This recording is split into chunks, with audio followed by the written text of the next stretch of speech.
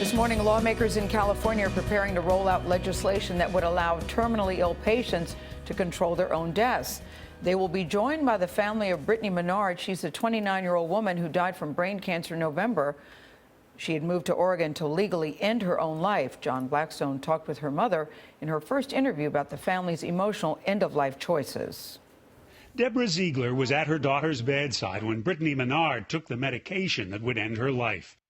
I was either going to be there and be strong, or I was not going to be there and regret it the rest of my life. It was a day that had been fast approaching ever since the 29-year-old was diagnosed with terminal brain cancer. We were all terrified. Terrified of what the end would be. Very terrified. My daughter would wake up in the hospital just gasping for breath. Just weeks before her death, Brittany spoke to CBS This Morning's Jan Crawford about how she wished to die before her symptoms worsened. I wouldn't want to suffer for weeks or be unconscious or lose the ability to speak and all these terrible things that can happen. She did not want people telling her that she must suffer and that she must lose every single skill, her ability to swallow, her ability to stand.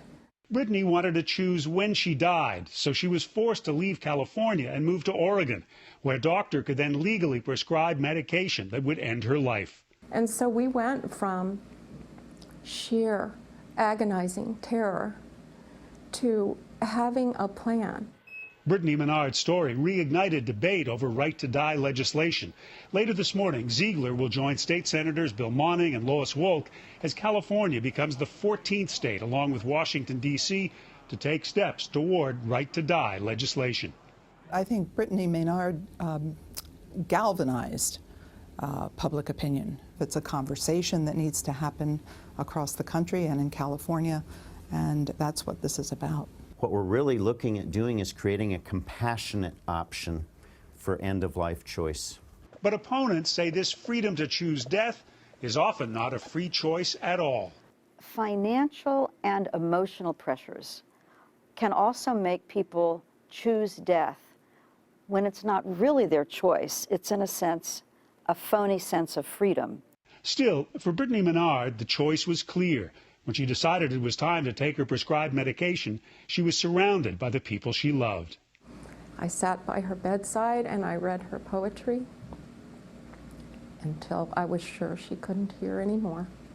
You still would have liked to have more time. Yeah, you're grasping, but objectively, you look back and you say, thank heavens she went just so quickly. It's so sweet. For CBS This Morning, John Blackstone, Sacramento. She was so young, and I thought at the time, such a brave decision that she made at 29. She and her husband had only been married 2 years, but he then said he knew it was her time to go after watching so much illness. And the mother was probably right. She should be there.